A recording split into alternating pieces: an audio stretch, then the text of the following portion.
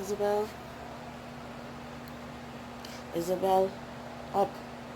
Tiana? Tiana?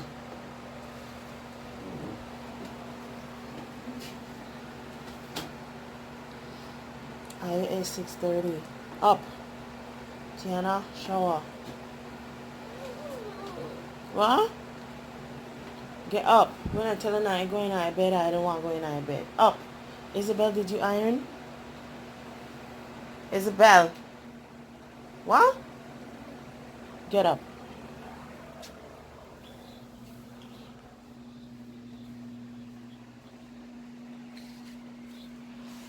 Why your face makeup? Why your face makeup? Huh?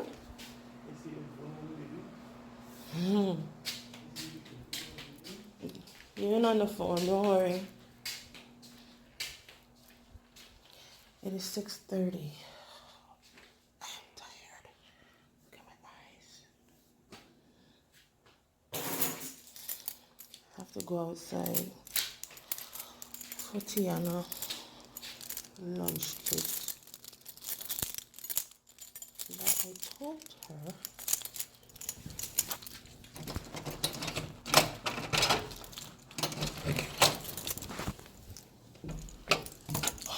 that I told her a million times.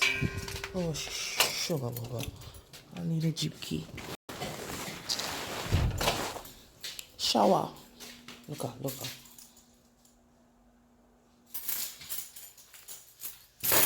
Wouldn't sleep when night come. Always up. The last one to go to sleep. And the one to be crying. She tired and don't want to get up. Go bed. I keep telling you stop leaving your lunch kit in the Jeep.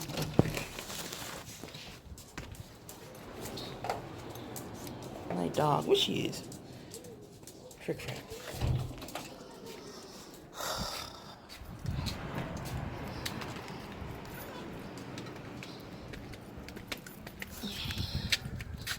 And outside is so nice and cool. It makes you want to sleep more. Like, dog, keep still now.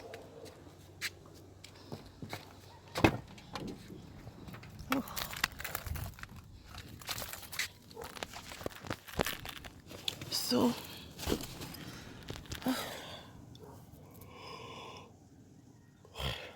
life as a single mom. I'm about to do breakfast. Make sure the kids have their shower. Get ready for school. We're supposed to be out of the house by 7:30. It's now 6:30. So, yeah. Alarm just went off. 7:30. We're still in the house. We're about to go. Tiana, pick up your lunch, kid. Tiana always giggling and squealing. Look at my face. Tired. But, Isabel, your breakfast is here. Where she is? Your breakfast and your lunch money and your water. Tiana. What kind of... To be continued. So we met with Tiana. Walking Tiana to school. Every morning we walk in. But sometimes I stop right by the gate and let her walk in. What you say? True. You prefer me to walk you all the way in? Huh? You prefer that I walk you inside? Huh? Okay. So I walk her inside. She prefers when I walk her inside to her class. So this is my routine every morning as a single mom. Responsible for getting the kids to school, picking the kids up from school. Morning. Morning. Yes. So, Tiana, and make sure you finish eat your breakfast, you understand? Never finishing her breakfast. Yes. Teacher done in class already. Bye. Go your lunch, kid. Just tell teacher to call me if you're not feeling well. Okay? And if you know you could stay, stay. Don't make mama have to come and get you. If you could hold out and you could wait till mommy pick you up this afternoon, hold out. Okay? Bye. Yep. So I already dropped Isabel. She's the first to drop in the mornings. So Tiana drop off. Now I am on my way to work. We'll check back in soon. So the kiddies are dropped off at school and I am making my way to work. I normally reach to work at 8:30 in the morning. One thing about me, I hate being late. It's like, if I'm late, I feel like I have failed. I failed myself. I failed my children. Oh, why even bother? So I make it my business to be on time every day. I wake around 5:36 at least. The latest I will lay down in my bed is 6:30. But I know that I have to be up to ensure that the kids are up, because I need at least 20-25 minutes to be yelling behind at them to tell them to get up, to shower and all of that stuff, make sure that they're in order. Well, Isabel is a big girl, so I don't need to tell her that much, but Tiana being the smallest one, you know, I have to keep on top of her in terms of getting ready for school. So yeah, so I'm normally on time. I love being on time. It's a great start to your day when you're on time. When you're late, it's like, and then you gotta walk over, you know, make up your time if you're late at work. So I try to make it my business to be on time. So again, life as a single mom, to just let you know how I became a single mom. So believe it or not, I was married twice. I had Isabel from my first marriage. That didn't work out the way I wanted it to work out. I was 18 years old. You couldn't tell me nothing. You couldn't tell me nothing. I was like, I'm getting married. I don't care what nobody say. I get married. And I got married. And I was married probably for, I want to tell you no lie, probably almost 10 years that marriage lasted. It lasted for like 10 years. And after that, I met my second daughter's father shortly after. And we got married. I believe in marriage. You know, I do. It's not a thing I do for fun. When I in it to, you know, for it to last. Everybody getting married hoping that their marriage gonna last. So that's what I did. I got married twice hoping that it was going to last. My first husband and I think, you know, the different cultures, we were from, well, they were from Trinidad, and, you know, they had a different religion, and all of that stuff also played a part in it. And the fact that I got married really young. I did not live my life yet per se.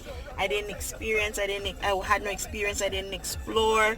So I felt, I'm being brutally honest at the moment, I didn't explore, and I felt like, you know, there was something else out there for me in terms of, you know, life and fun and companionship. And I just felt like I, you know, got married too quick, and I wanted to see what else was out there for me.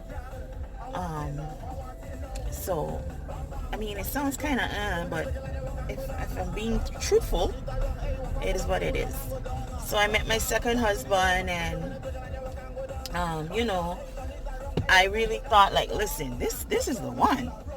You know, this is the one. I was happy, and I thought we meshed well together, and you know, and shortly after we were married, Tiana came along. Not that long after we got married, Tiana came along, my second daughter. And you know, you're in a marriage and you thinking that things going good, but behind your back, you know, the person living a whole other life. So it was cheating, it was abuse, there was everything that you could possibly think of when you want to describe a toxic relationship. That was my second marriage.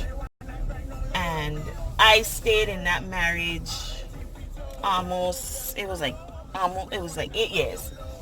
And I knew I wasn't happy, but I figured, okay, this is my second marriage.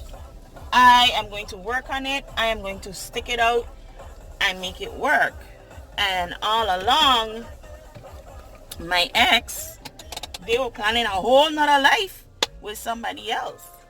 You know what I'm saying? So it was like I would ask God for signs to show me that, this marriage is for me and I should stay in it, and he would show me all kind of stuff. And I would just keep ignoring. And then this last time that I finally found strength to say, listen, I can't do this. I deserve better. It's time to let go. The cheating went to another level where, the high school sweetheart came to the country we were living in. They rented an apartment. They were living together. They left. We had an argument and they left and they went to live with the person. And I was just like, you know what? Nah, I deserve more than this. And it didn't work out for them in terms of the person staying here.